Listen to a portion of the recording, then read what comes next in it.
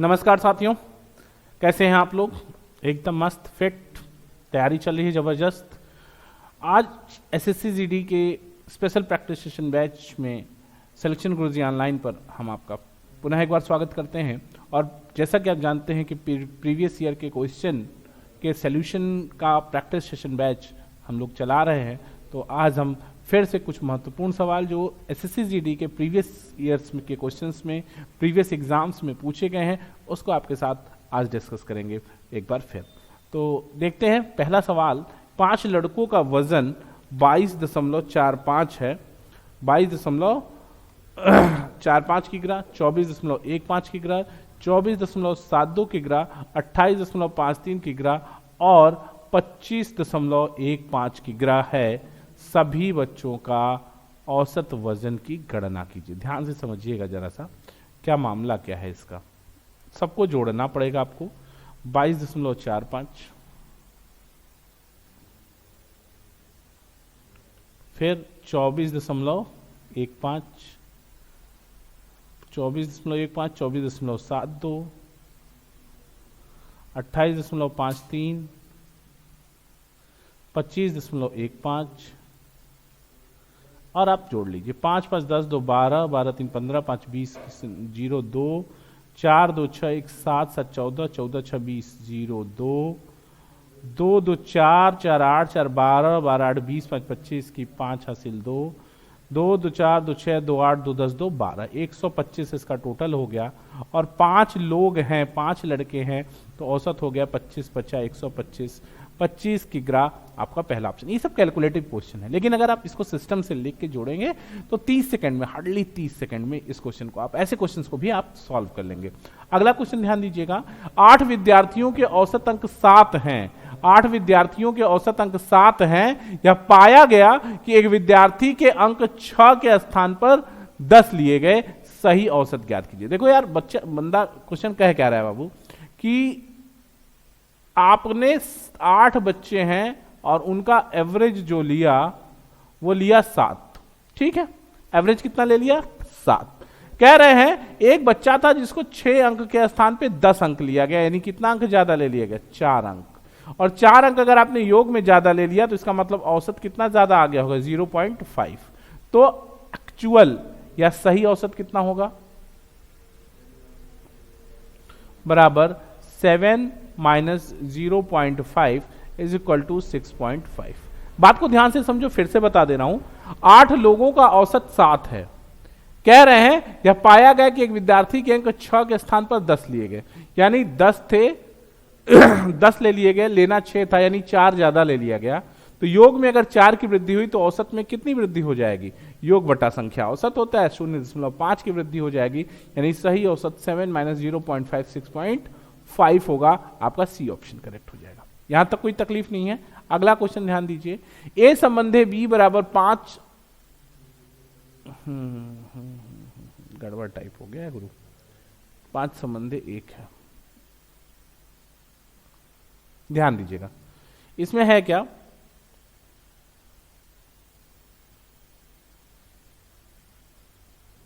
ये 5 संबंधे 1 है, तो कह रहे हैं कि 3a plus 4b संबंधे 3a minus 4b क्या होगा।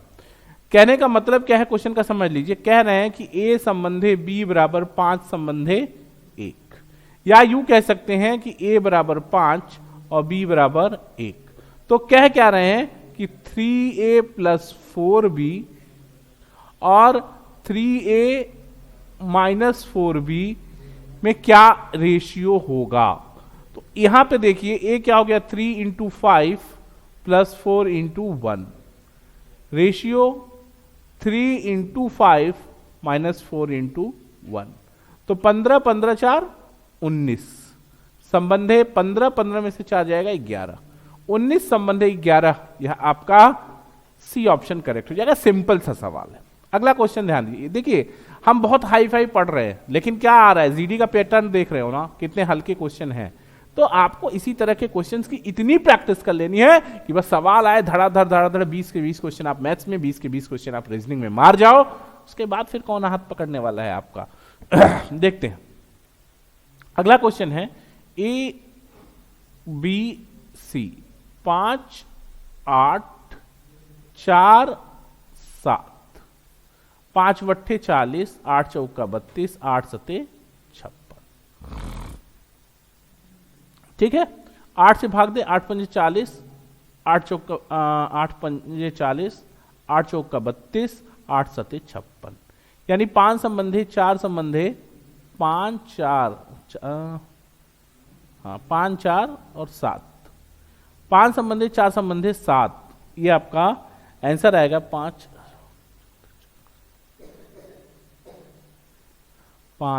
8 पंजे 40, 8 चौका 32,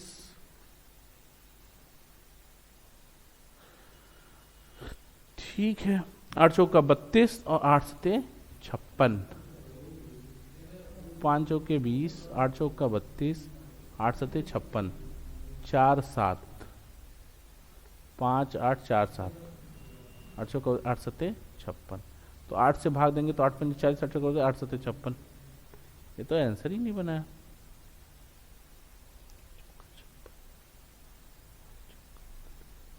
सॉरी, ये गलत मैंने लिख लिया यार, 5 चौका 20, सॉरी। हाँ, अब आप 4 से काटिए, 4 पंजे 20, 4 पंजे 20, 4 वट्ठे 32 और 14 चौका 56, यानी कितना हो गया, 5 संबंधे 8 संबंधे 14, ये आपका आंसर। थोड़ा कैलकुलेशन मिस हो गया, ठीक है, 5 संबंधी 8 संबंधी 14 हो जाएगा। अगला क्वेश्चन है कि वन्य जीव जनगणना के अनुसार राजस्थान में 2021 में 550 तेंदुए थे। वन्य जीव जनगणना के अनुसार राजस्थान में 221 में 550 तेंदुए थे। यदि अगले वर्ष इसमें 2% बढ़ने की संभावना है तो 2022 में तेंदुए की आबादी कितनी होगी। अब इसका 2% बढ़ाना है आपको। 550 का 2% कितना हो गया, 11, जोड़ दो 11 और 561 हो जाएगा। ये आपका सी ऑप्शन करेक्ट हो जाएगा। यहां तक कोई तकलीफ नहीं ना, कर लोगे। अगला क्वेश्चन कह रहे हैं कि एक संख्या 40 में 40% की वृद्धि की जाती है तो वास्तविक शुद्ध वृद्धि क्या होगी।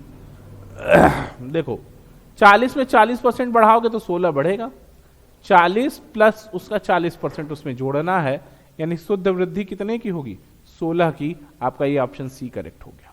यहां तक कोई दिक्कत नहीं है, सही है ना। आगे ध्यान दीजिएगा। अगला क्वेश्चन है, एक टेबल फैन को 2827.06 रुपए में बेचने पर प्राप्त लाभ 2230 रुपए में बेचने पर होने वाली 2230 रुपए में बेचने पर होने वाली हानि से 14% अधिक है। 14% अधिक है। 14% लाभ प्राप्त करने के लिए विक्रय मूल्य ज्ञात कीजिए। पहले तो एक चीज सही कर लो, इसमें जो गड़बड़ दिख रही है, यहां जो दशम, ये सही ऐसा है। अब सही है। क्या कह रहे हैं कि 27, अब मान लेते हैं हम 1 मिनट के लिए कि जो वो है उसका सीपी कितना है, सीपी मान लिया एक्स है, तो प्रॉफिट कितना होगा 2827.06 माइनस एक्स। ये प्रॉफिट जो लॉस हो रहा है x माइनस 2230, उससे बेचने पर होने वाली हानि से 14% ये अधिक है, तो इसका 114% के बराबर होगा। तो गुणित 114/100। कट तो नहीं रहा है ना, कट रहा है, ठीक है, एडजस्ट करते हैं। बात को समझो भाई, ये प्रॉफिट वाला पोर्शन है ना, ये प्रॉफिट है। लॉस क्या हो रहा है, x माइनस 2230 गुणित 114/100, ये होगा, बराबर होगा कि नहीं होगा, क्योंकि ये सीपी होगा, ये लॉस वाला पोर्शन है। दोनों अगर बराबर है तो जब आप इसको सॉल्व करते हो तो x बराबर सॉल्व कर लेना, आपको मिल जाएगा 2509 और 14% का प्रॉफिट चाहिए, ये सीपी आ गया, तो क्या हो जाएगा 2509 गुणित 114/100, और जब आप इसको सॉल्व करते हैं तो 2860.26, ये आपका सी ऑप्शन करेक्ट हो जाएगा।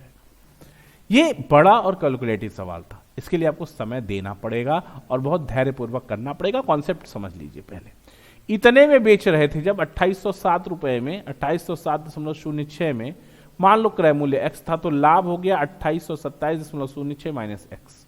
और यहां कह रहे थे कि जब 2230 रुपए में बेच रहे हैं तो हानि x माइनस 2230 जो हानि है वो जो लाभ हो रहा है उसका 114 उससे 14% अधिक है, तो 114/100 हो जाएगा। इस प्रकार आप सीपी एसपी निकाल पाओगे विथ 14% प्रॉफिट, वो आ जाएगा 2860.26। यहां तक कोई दिक्कत नहीं है।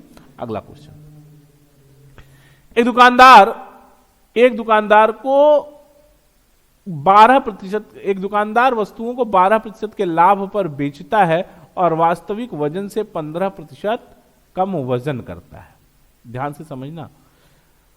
उसका कुल लाभ प्रतिशत ज्ञात कीजिए दशमलव के 2 स्थान तक। जैसे इसका मतलब है कि सीधा सीधा है कि कैलकुलेटिव क्वेश्चन है। ध्यान से समझो। दो तरह का प्रॉफिट है। पहला प्रॉफिट ये नेट प्रॉफिट है 12% P1, और दूसरा क्या है 15% कम वजन। तो 15% कम वजन से कितना प्रॉफिट होगा ये निकाल लो। जैसे 1 kg बराबर कितना होता है, 1 kg बराबर 1000 ग्राम। ठीक, 1000 ग्राम, और यहां अगर 15% लेस वेट करते हैं आप, तो इसका मतलब है ये 850 हो जाएगा। यहां से निकालेंगे इसका प्रॉफिट परसेंट, तो 150 बटा 850 गुणित 100। ठीक, इसको जब आप 0 से कट जाएगा, 5 से काटेंगे 17 25 85, और ये 10, 300 बटा 17, या आप कर लेंगे 17 दूनी 34, 17 का 17, ये आपको मिल जाएगा 17.6%। ये क्या है, ये P2 है। तो P1 पता चल गया आपको 1, और P2 चला गया 1 2। तो अब आपको पता है ये formula x plus y plus x y by 100।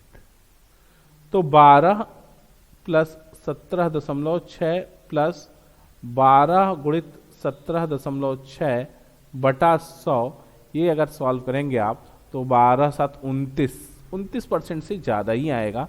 तो 12 7 29.6 प्लस में हो जाएगा, और प्लस इसको सॉल्व करेंगे तो 12 छाक 72 की 2 हासिल 7, 12 सत्ते 84 और 7 84 7 91 9, और 12 का 12 9 21, और एक अंक दशमलव यहां था, नीचे का 2 अंक 3 अंक दशमलव लग गया, यानी ये हो गया 31.617। अप्रॉक्स आप देखो तो 31.71 यानी 31.76 ही आपका सही ऑप्शन है। कर लोगे यहां तक। अब आप कभी ये मत कर देना कि ये 12% और इस 15% को 12 प्लस 15 प्लस 12 गुणित 15 बटा 100 कर देना। ऐसा मत करना, ये गलत होगा, ये प्रोसेस गलत है। अगला क्वेश्चन ध्यान दीजिएगा। कह रहे हैं 2000 रुपए पर अंकित एक वस्तु को 20% और 10% की 2 क्रमिक छूटों के साथ बेचा जाता है, विक्रय मूल्य ज्ञात कीजिए। तो पहले तो 20% और 10% का जो छूट होता है वो हमको याद है कि 28% होता है। अगर आपको नहीं याद है, अगर आपको याद है कि 20% और 10% के 2 क्रमिक छूट 28% की छूट के बराबर होते हैं, तो 2000 देखो 20% और 10% मिला के एग्रीगेट परसेंटेज की बात करोगे तो ये 28% की छूट है।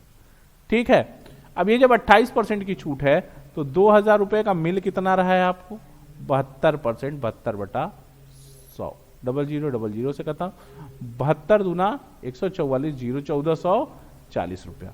और नहीं अगर आपको याद है तो बाई 2000 गुणित पहले 20% 80 बटा 100, फिर 90 बटा 100, 0000 से कैंसिल, 0000 8 9 72 दूना 144, 1440, इससे भी सॉरी 1440। ठीक, अगला क्वेश्चन, ठीक है ना, समझ गए। अगला क्वेश्चन है कि 28% की छूट के बाद एक वस्तु का विक्रय मूल्य 13,392 रुपए है।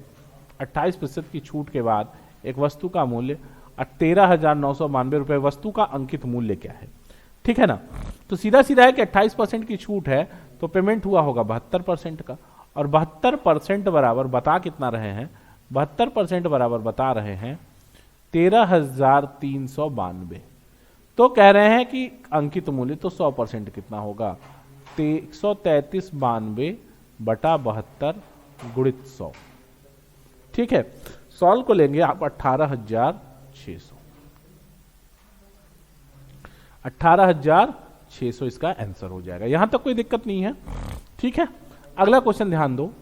कह रहे हैं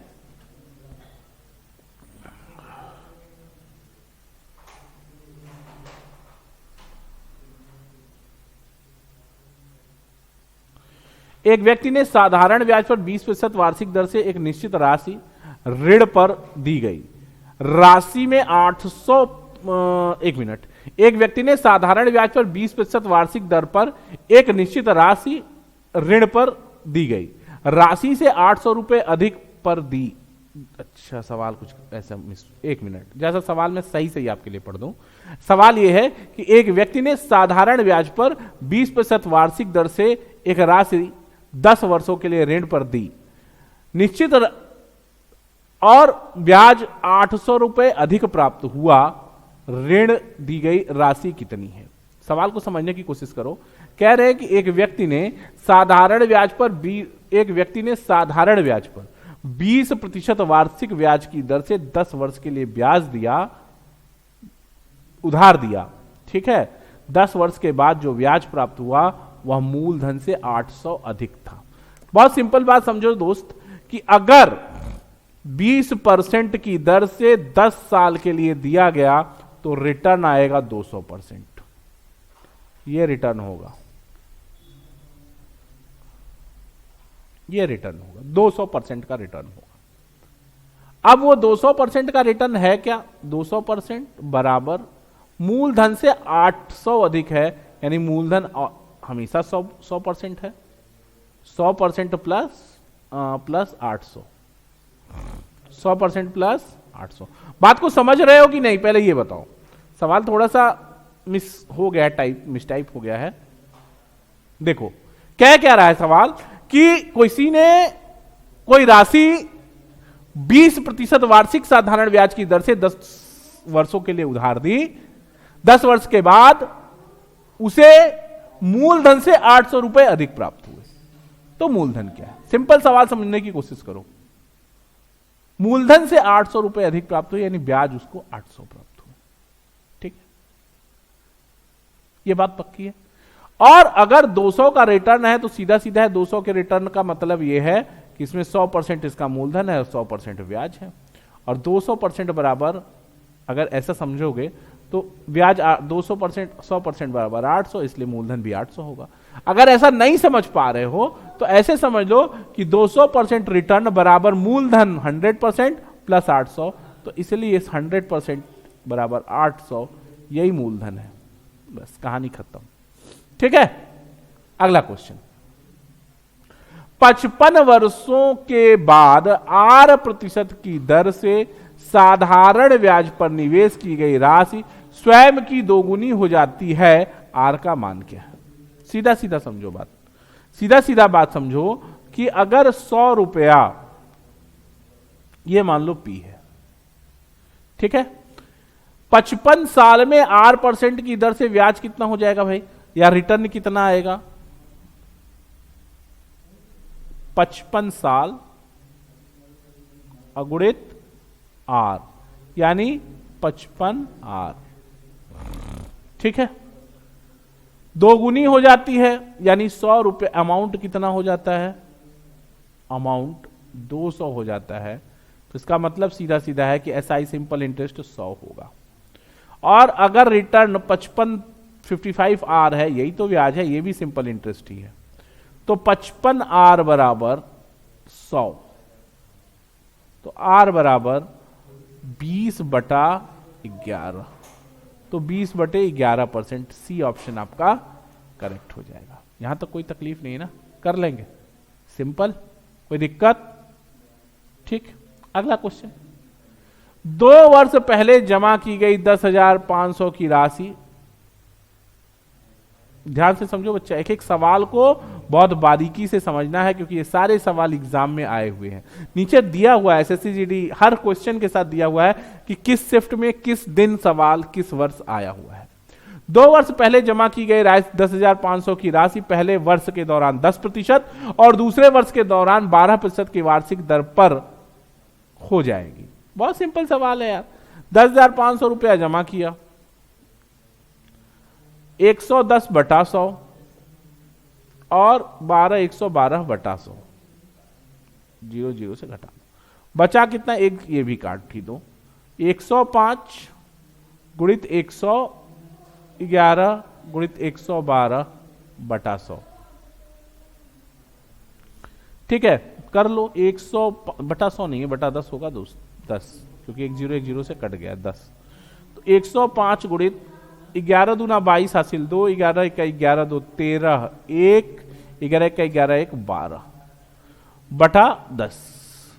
105 से गुणा करोगे तो ये आपका जो टोटल आ रहा है वो 12,936, 12,936 0 बटा 10 कट जाएगा ये, तो आपको मिलेगा रिटर्न 12,936 रुपए का। आपका सी ऑप्शन करेक्ट हो जाएगा। क्लियर है? देख रहे हैं ना आप ब्याज के सवालों को कितनी आसानी से कर पा रहे हैं। अगला सवाल ध्यान दीजिएगा, एक निश्चित राशि 3 तिमाही के बाद मिश्र धन 13,310 हो जाएगा यदि ब्याज की दर 40% वार्षिक है और ब्याज तिमाही रूप से चक्रवृद्धि किया जाता है तो वर्तमान राशि ज्ञात कीजिए। ध्यान दीजिए, 10 रुपए की राशि है, देखो 40% वार्षिक है,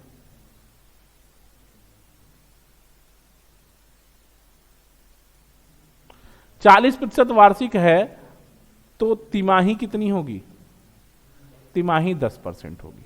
सीधी बात है, 4 तिमाही होता है एक साल में और 3 तिमाही तक कैलकुलेशन हो रहा है तो 10 और 11 यही हुआ, मूलधन ये है और अमाउंट ये है।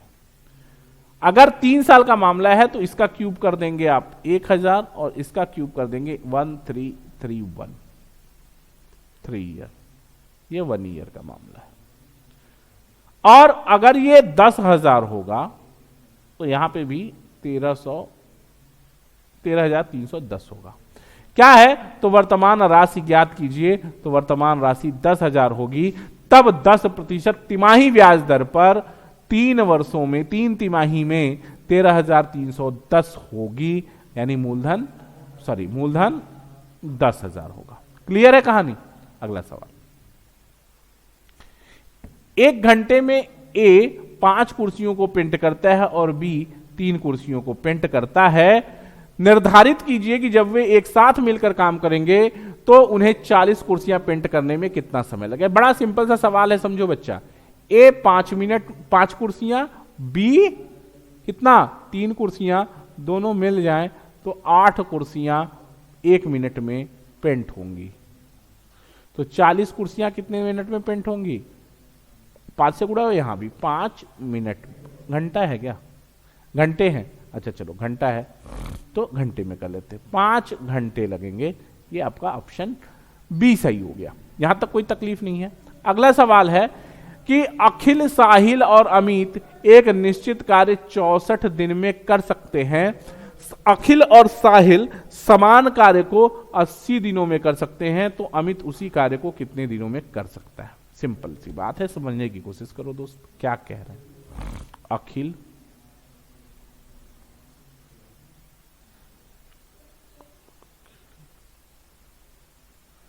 साहिल प्लस अमित कितने दिन में कर पाते हैं? 64 दिन में। अखिल और साहिल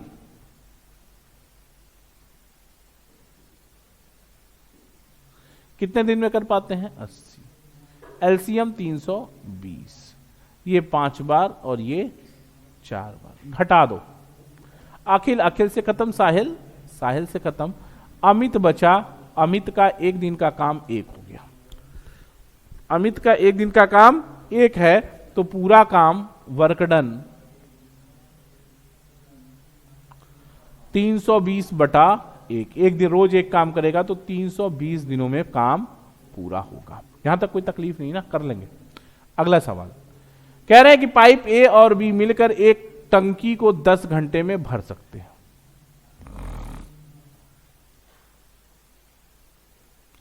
पाइप ए और बी मिलकर एक टंकी को 10 घंटे में भर सकते हैं, यानी ए प्लस बी बराबर 10। बी और सी 12 घंटे में भर सकते हैं। सी प्लस ए कितने देर में? 15 घंटे में भर सकते हैं। पाइप बी अकेले उस टंकी को कितने घंटे में भरेगा? सिंपल सवाल है यार, 60 एलसीएम हो जाएगा। 6 5 4 यानी 2ABC ध्यान देना,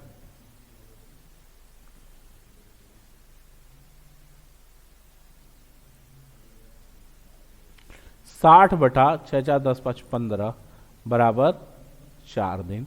अगर a प्लस बी प्लस सी को करना होगा तो a प्लस बी प्लस सी 8 दिन में करेंगे। a प्लस सी वह काम कितने दिन में कर रहे हैं? ए सी कर रहा है 15 दिन में। तब भी एलसीएम कितना आएगा? 15 वट्ठा 120। इसका 15 हो गया एक दिन का काम, इसका 8 हो गया एक दिन का काम। घटा देंगे तो ए सी से खत्म हो जाएगा, बी का एक दिन का काम आ जाएगा 7। तो पूरा काम समाप्त करने में बी को 120 बटा 7 घंटे लगेंगे। ये कहानी क्लियर हो गई। टाइम एंड वर्क पाइप टंकी का बहुत सारा सवाल आपने किया है, आपको बहुत डिटेल कुछ बताने की जरूरत नहीं है। 18वां सवाल है कि ए पाइप ए 6 घंटे में 50% टंकी भर सकता है और बी उसी टंकी को 18 घंटे में भर सकता है। दोनों साथ एक साथ यदि दोनों पाइपों को एक ही साथ खोल दिया जाए तो खाली टंकी कितनी देर में भर जाएगी? देखना जरा सा। कह रहे हैं कि ए 50% भरता है 6 घंटे में, तो पूरा कितने देर में भरेगा? 12 घंटे में। और बी उसी को कितने देर में भर देता है? 18 घंटे में। 36 एलसीएम हो गया 3 और 2, तो ये 5 हो गया। तो यदि दोनों पाइप एक साथ खोल दिया जाए तो खाली टंकी को कितने समय में भर देंगे? ये क्या ऑप्शन है यार?